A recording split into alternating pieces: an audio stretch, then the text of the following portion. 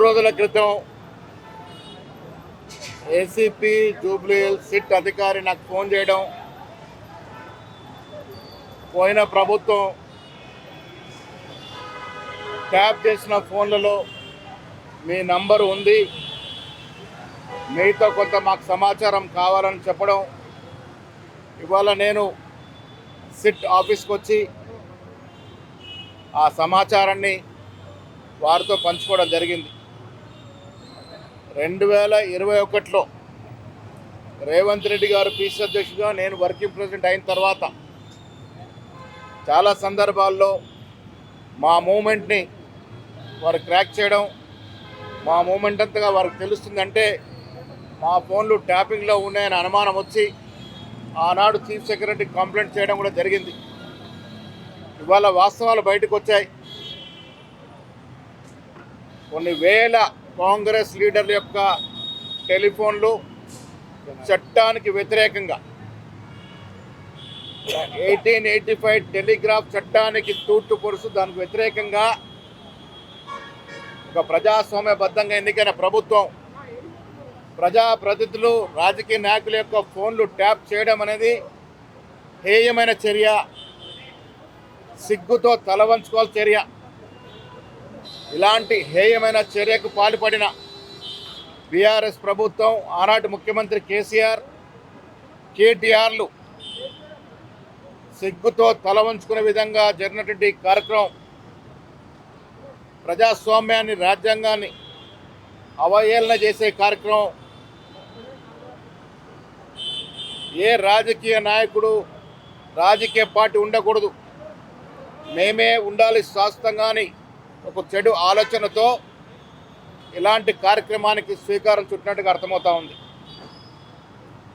మేము ఇవాళ అర్థమవుతోంది, 2018లో మేము ఓడిపోవడం కారణం కూడా మా నాయకుల ఫోన్లను ట్యాపింగ్లో ఉండడం, ఎప్పటికప్పుడు వారు మూమెంట్ ట్రాక్ చేయడం వల్లే ఓడిపోయామనిపిస్తూ ఉంది.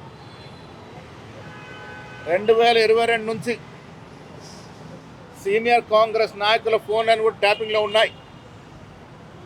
ఇవాళ సిట్ అధికారులు చూపించిన లిస్టులో దాదాపు 650 మంది సీనియర్ కాంగ్రెస్ నాయకుల యొక్క ఫోన్లు ట్యాపింగ్లో ఉన్నాయి. రేవంత్ రెడ్డి గారిది, నాది, ఆనాడు యాక్టివ్గా ఉన్నటువంటి అలీ యాదవ్ గారిది, గాలి అనిల్ గారిది, వారితో పాటు చాలామంది కాంగ్రెస్ ఫోన్లు ట్యాపింగ్లో జరిగినాయని ఇవాళ వాస్తవాలు బయటకు వస్తూ ఉన్నాయి. మాకు కూడా ఆశ్చర్యం వేసింది, అనుమానం ఉండింది. కానీ ఈ రకంగా మా ఫోన్లు ట్యాప్ చేశారంటే ఆనాడు జరిగిన దుశ్చర్య, ఏ రకంగా అధికారాన్ని దుర్వినియోగం చేశారో అర్థమవుతూ ఉంది. ప్రజాస్వామ్యంలో అధికారులు నిక్కచ్చిగా పనిచేసిన సందర్భంలో ఆనాటి చీఫ్ సెక్రటరీ సోమేశ్వరరావు గారు, డీజీపీ గారు, హోమ్ సెక్రటరీ గారు, లా సెక్రటరీ గారు ఏ రకంగా రాజకీయ నాయకులకి తలొగ్గి అడుగులకు మడుగులు వస్తున్నారో ఇప్పుడు అర్థమవుతూ ఉంది. టెలిగ్రాఫ్ యాక్ట్ ప్రకారము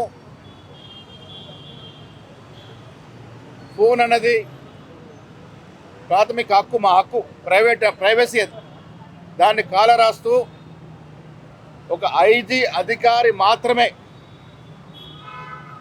అది కూడా అత్యవసర పరిస్థితిలో ట్యాప్ చేసే అధికారం ఉంది. అది కూడా 3 రోజులు మాత్రమే. కానీ ఇక్కడ విచిత్రం ఏంటంటే రిటైర్ అయినటువంటి ప్రభాకర్ రావు, ఏ హోదా లేనటువంటి ఒక రిటైర్డ్ అధికారిని దేశ చరిత్రలో ఎక్కడ లేని విధంగా ఇంటెలిజెన్స్ చీఫ్గా పెట్టి ఇలాంటి దుశ్చర్యకు పాల్పడడం అనేది సిగ్గుచేటని విషయం. అధికార హోదా లేని ప్రభాకర్ రావు రిటైర్ అయిన తర్వాత వారిని ఐజీ హోదాలో కూర్చోబెట్టి ప్రతి 2 నెలలకి చీఫ్ సెక్రటరీ ఈ ఫోన్ ట్యాపింగ్ మీద రివ్యూ చేయాల్సి ఉండగా కూడా దాదాపు సంవత్సరం పాటు రివ్యూ చేయకుండా మాలాంటి వాళ్ళ పేర్లన్నీ కూడా, మా పూర్తి పేరు దాంట్లో మెన్షన్ చేయకుండా మమ్మల్ని నక్సలైట్ సింపథైజర్గా, ఈ రాష్ట్రంలో నక్సలైట్స్కి సింపథైజర్లుగా ఉన్నారని నెపంతో మా ఫోన్లు ట్యాప్ చేశారంటే ఎంత దౌర్భాగ్యమైన పరిస్థితితో రాష్ట్ర ప్రజలు అర్థం చేసుకోవాలి. ఇవాళ కేటీఆర్ గారు సిగ్గు మగ్గు లేకుండా బయటకు వచ్చి తామేదో నీతిమంతులమని నిజాయితీపరులమనే మాట చెప్తా ఉన్నాడు. కేటీఆర్ గారు సిగ్గుతో తలవంచుకోవాలి. మీరు మీ నాయన ఈ రకంగా ప్రజాస్వామ్యం రాజ్యాంగం తూర్పు పొడుస్తూ మా ఫోన్లు అనేది ట్యాప్ చేశారో ఇది హీనమైన చర్య, దుర్మార్గపు చర్య. ఇది ఆనాడు మా ఫోన్లు ట్యాప్ చేసి రాజకీయ లబ్ధి పొందే ప్రయత్నం ఏదైతే చేసినారో మీరు, దానికి మీరు శిక్షార్హులు. ఇవాళ ఒక నిజాయితీ గల అధికారులు, సిట్ అధికారులు దీని మీద విచారణ జరుపుతూ ఉన్నారు. భవిష్యత్తులో మరే ప్రభుత్వం కూడా ఇలాంటి దుశ్చర్యకు పాల్పడంగా ఉండాలంటే వీరికి శిక్ష పడాల్సిందే. ఆనాడు అధికారులు ఉన్నటువంటి ముఖ్యమంత్రి, మంత్రులు, ఈ అధికారులు ఐపీఎస్ ఐఏఎస్ అధికారులు ఉండి ఇంత దిగజారుడు పనిగట్టినటువంటి ఆ అధికారులందరూ కూడా శిక్ష పడాలి. ఫోన్ ట్యాపింగ్లో ఎవరిని కూడా ఉపేక్షించడం లేదు. నేను రాష్ట్ర ప్రభుత్వాన్ని విజ్ఞప్తి చేస్తూ ఉన్నాను, సజావుగా విచారణ జరిపి ఇలాంటి హీనమైనటువంటి చర్యకు పాల్పడిన అది రాజకీయ నాయకులు కావచ్చు, ఆనాడు అధికారులు కావచ్చు, ఎవరిని కూడా ఉపేక్షించకుండా కఠినమైన శిక్ష పడాల్సిందిగా నేను ప్రభుత్వాన్ని విజ్ఞప్తి చేస్తూ ఉన్నాను. భారతదేశ చరిత్రలో ప్రజాస్వామ్యబద్ధంగా ఎన్నికైన ఏ ప్రభుత్వం కూడా ఇలాంటి సాహసం మళ్ళీ చేయకూడదంటే వీరికి పనిష్మెంట్ ఉండాలి. నాకు తెలిసి దేశ చరిత్రలో ఇంత హీనమైనటువంటి చర్య, ఇంతమంది ఫోన్లు ట్యాపింగ్ చేయడం అనేది ప్రథమం కావచ్చు.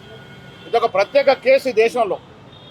అందుకే సుప్రీంకోర్టు కానీ ఇక్కడ కోర్టు కానీ దీన్ని తీవ్రంగా పరిగణించి దీంట్లో పాలు పంచుకున్నటువంటి అధికారులు, రాజకీయ నాయకులందరికీ కూడా తీవ్రంగా శిక్షించాల్సింది కోరుతా ఉన్నాను. ట్యాపింగ్లో కొంతమంది న్యాయమూర్తులు అంటే వారి అవసరాల కోసము ఆనాడు కేటీఆర్ వారి రాజకీయ అవసరాల కోసము రాజకీయ నాయకుల ఫోన్లు ట్యాప్ చేశారు, కొంతమంది జడ్జిల ఫోన్లు ట్యాప్ చేశారు, కొంతమంది విలేకరుల ఫోన్ ట్యాప్ చేశారు, కొంతమంది వారి హయాంలో పనిచేసిన అధికారుల ఫోన్లు కూడా ట్యాప్ చేయడం అంటే ఒక హేయమైన చర్య. మాతో పాటు కొంతమంది బీజేపీ ఆనాడు టీడీపీ నాయకులు కూడా ఫోన్లు ట్యాప్ చేశారు. బీఆర్ఎస్ ప్రభుత్వం వారి అవసరానికి అనుగుణంగా ఈ ఫోన్ ట్యాపింగ్ని వాడుకుంది. రాజకీయ మనుగడ కోసం, మా మూమెంట్ని ట్రాక్ చేయడం కొరకు, మా పార్టీని నాశనం చేయడం కొరకు ఈ ట్యాపింగ్ వాడుకున్నారు. కాబట్టి వారికి తీవ్రంగా శిక్ష పడాల్సిందే. మేము కాంగ్రెస్ ఎక్కడెక్కడ ఓడిపోయామో ఈ ఫోన్ ట్యాపింగ్ వల్ల చాలా చోట్ల మాకు నష్టం జరిగింది. మా మూమెంట్లు పసిగట్టగలిగినారు, మా యాక్టివిటీని ట్రేస్ చేయగలిగినారు. దానివల్లే కొన్ని చోట్ల మేము ఓడిపోగలిగినాం. ఇది చాలా తీవ్రమైన నేరం. ఇది అందరికి కూడా శిక్ష పడాల్సిందే. చెబుతామన్నారు, మా వద్ద నుంచి పూర్తి సమాచారం తీసుకున్నారు. వారు చెప్పారు మీ ఫోన్ ట్యాపింగ్లో ఉందని. నా పేరును కూడా పూర్తిగా మెన్షన్ చేయకుండా ఎందుకు ట్యాపింగ్ చేశారని భవిష్యత్తులో అడిగితే చెప్పడానికి మాకు నక్సల్స్తో సంబంధం ఉన్నట్టుగా చూపించినారన్న మాట చెప్పడం జరిగింది. మరీ విచిత్రం, 2023లో ఎన్నికల్లో ఓడిపోతున్నామని తెలిసి వారు హార్డ్ డిస్క్లను కూడా ధ్వంసం చేయడం జరిగింది. ఇవాళ ఇక్కడ ఉన్నటువంటి డేటా లాస్ట్ 15-20 రోజులు మాత్రమే డేటా దొరుకుతూ ఉంది. ప్రభాకర్ రావు ఆనాడున్న చీఫ్ సెక్రటరీ ఇరువురు కలుసుకొని ఎన్నికలకు ముందు దాదాపు 2 సంవత్సరాలు ట్యాపింగ్ ఏదో చేసినారు మా ఫోన్లు. ఆ హార్డ్ డిస్క్లను కూడా కాలపెట్టడం జరిగింది, ధ్వంసం చేయడం జరిగింది. అది కూడా ఒక పెద్ద నేరం. ఇవాళ ఉన్న డేటా లిమిటెడ్ డేటా ఉంది, దాని మీదే విచారణ జరుగుతూ ఉంది. మేము కూడా మాకు జరిగిన ఇబ్బందులన్నీ కూడా మా విచారణ వెల్లడించినాం. ఆనాడు అకస్మాత్తుగా మా కార్లు ఆపేవారు. నేను నిజామాబాద్ వెళ్తూ ఉంటే చాలా సందర్భాల్లో నా కారు ఆపి తనిఖీలు చేసేవారు. అనుక్షణం మమ్మల్ని నీడలా వెంటాడినటువంటి పోలీస్ అలాంటి దుశ్చర్యలు జరిగినాయి. కాబట్టి వాటన్నిటికీ వివరించడం జరిగింది. పలుమార్లు మమ్మల్ని హౌస్ అరెస్ట్ చేసినారు అకారణంగా. అవన్నీ కూడా విచారణ అధికారి ముందు చెప్పడం జరిగింది. ప్రపంచంలో ఏ మూల ఏ క్షణం ఏం జరుగుతుందో వేగంగా తెలుసుకోవడానికి తొలి వెలుగు వాట్సాప్ ఛానల్ని ఫాలో చేయండి.